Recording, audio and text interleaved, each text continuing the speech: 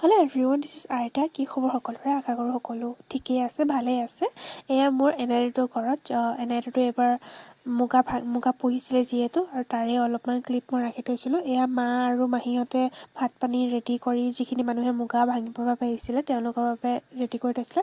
এখেতৰ লগতে দুটুৱে মুগা পুহিছিলে, আৰু এইখিনিকে কয় বৰমুগা, যিসকলে চিনি নাপায়। আৰু বহুতেতো ৰাতিপুৱা একো নোখোৱা নোপোৱাকৈ একেবাৰে ৰাতিপুৱাই গুচি আহে, যাতে ভালতকৈ ভাল মুগাখিনি তেওঁলোকে ভালদৰে নিজে বাছি ল'ব পাৰে। গতিকে আমি সেৱাটো লওঁ, আপোনালোকেও পাব লাগিব, আমিও আগলৈ পাব লাগিব। ভৱিষ্যতে বাৰু কৃষ্ণ